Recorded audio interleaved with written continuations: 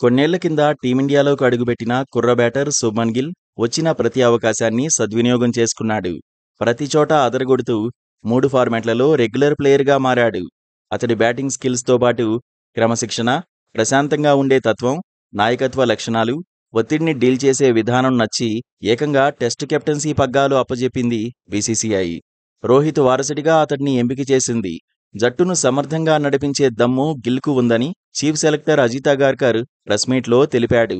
ఈ నేపథ్యంలో సారథ్య బాధ్యతలు అప్పజెప్పడంపై తాజాగా గిల్ స్పందించాడు.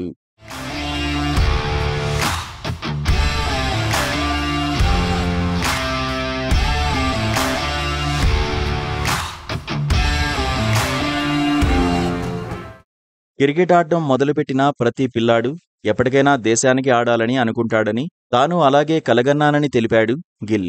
టీమిండియాకు టెస్టుల్లో సుదీర్ఘకాలం పాటు సేవలందించాలని భావించానని చెప్పాడు. అలాంటిది ఏకంగా జట్టుకు సారథ్యం వహించే అవకాశం దక్కడం నిజంగా గొప్ప గౌరవమని తెలిపాడు గిల్. ఇది చాలా పెద్ద బాధ్యతని పేర్కొన్నాడు. జట్టు కష్టాల్లో ఉన్నప్పుడు బ్యాటింగ్, బౌలింగ్, ఫీల్డింగ్, వ్యూహాలు పన్నడం ఇలా ఏదైనా కానివ్వండి, టీంను బయటపడేసేందుకు కెప్టెన్గా ఏం చేశామనేదే ముఖ్యమని తాను భావిస్తానని తెలిపాడు. జట్టు మీద ఉన్న ఒత్తిడిని తొలగించడంతో పాటు ఆటగాళ్లపై భరోసా ఉంచి వాళ్ల నుంచి బెస్ట్ పర్ఫార్మెన్స్ను రాబట్టడం సారథిగా తన మీద ఉన్న పెద్ద బాధ్యతని గిల్ పేర్కొన్నాడు. టీంను కష్టాల కడల నుంచి బయటపడేసేవాడే నిజమైన సారథని వ్యాఖ్యానించాడు.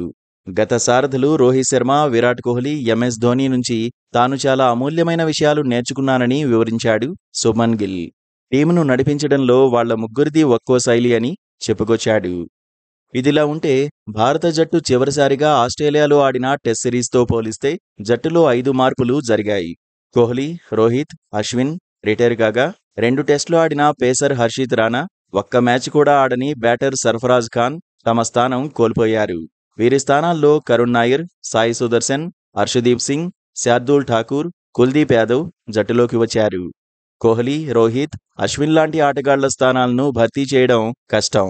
అయితే కొత్తగా జట్టులోకి వచ్చే వారికి తమ సత్తా చాటేందుకు ఇది మంచి అవకాశం.